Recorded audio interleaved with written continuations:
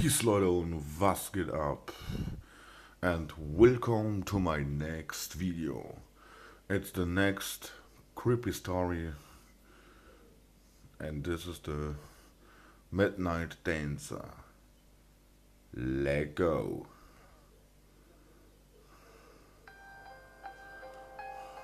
Have you ever had one of those feelings that something was wrong? I don't mean during the day either, but at night. I mean that sudden unprovoked feeling of dread that commands you to wake. Funny, it's almost like nocturnal evil gives something off that your sleeping brain picks up on. I had one of those recently. It forced me up at 3 a.m. Normally when you have that feeling, you'd lay still feigning sleep. Or if you're feeling adventurous, you take a quick check around the house. After you failed to discover anything, you'd inevitably crawl back to sleep. I should have done that this time. I should have stayed asleep. That night, I sat straight up. For the longest time, I sat there, staring into the dark of my house, before I even realized I was awake. Then came the fear. That slow, strangling feeling that constricts your chest and worms its way down your throat. I was alone in my home, wide-eyed and afraid, with no explanation. I couldn't hear the telltale signs of a break-in downstairs, or the phantom sounds of a leaking pipe. I had no reason to be freaked out, but I was. Without much thought, I got up and walked over to the window. I don't know why I did.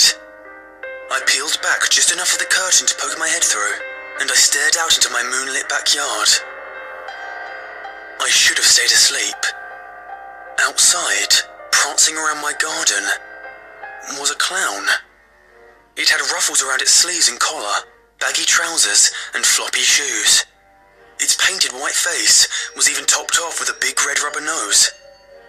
It was without a doubt the last thing I wanted to see at 3 in the morning.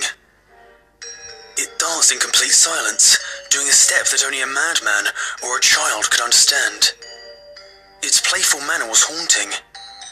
I watched with dread fascination as it circled the garden, trying my best to ignore the growing lump in my throat. It moved around, pausing occasionally to play with my gardening tools or sniff the budding plants. Then, it waltzed over to an oak sapling I'd planted and disappeared. I blinked. This wasn't possible. It walked behind the thin infant plant, but didn't come out the other side. I should have seen it the entire time, but I didn't. It was like the clown had walked through a door, hidden by the sapling. I should have stayed asleep. I hoped that everything was some sort of waking dream. Pretending nothing happened was easier than the truth. The clown came back though. Night after night, I watched as it danced around my backyard, and at the end of every night, it would vanish the same way. One night, it disappeared behind a garden hoe, only for it to appear seconds later behind the lawnmower. Tonight, I found it digging a hole in the middle of the yard. I've never seen it do something like this before, and my immediate thought is that that clown is digging my grave. The hole got deeper and deeper as the clown dug, until the top of the hole reached its head.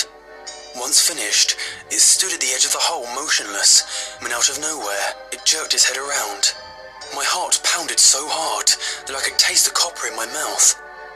I'm about to tear away from the curtain when I see it bend down and pluck a flower.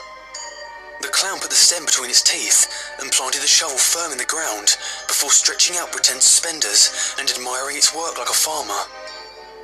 My heart was still racing at this point, but I was just glad that it didn't see me. As if the thing read my mind, it turned on its heel and stared straight at me. I never thought I'd actually pray for a heart attack. It spit out the flower and ran towards me, its feet flopping to the sides. It stopped a few feet from the house, grinning at me with filthy orange teeth as it pointed to the hole and waved me over excitedly, like a child showing off a finger painting. Frozen in place, the only thing I could do was furiously shake my head no. The clown's smile fell, and it scratched its head as if confused. Then, it walked over to the hole and pointed at it again. I would have told it to fuck off, if I could. stood there for a moment before animatedly acting out its aha moment.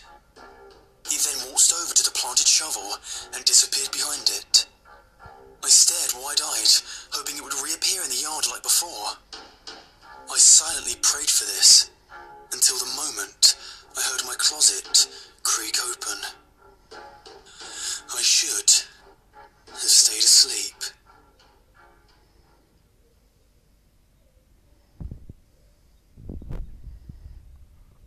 And this is the end from the video Creepypasta and Midnight Dancer, and we hear us in the next video. So Leute, und das war's dann auch schon mit diesem Video. Lasst einen Daumen hoch für noch mehr solcher Geschichten. Es werden auch auf jeden Fall noch mehr solcher Geschichten kommen. Und vergesst das Abonnieren nicht, vergesst nicht die Glocke zu aktivieren, dann bekommt ihr auch regelmäßig eine neue Benachrichtigung, wenn ein neues Video hochgeladen hat. So, und ich hoffe, diese ganzen creepy Stories, die haben euch bis jetzt auch soweit gut gefallen. Und wir sehen uns im nächsten Video. Bis dahin, Peace.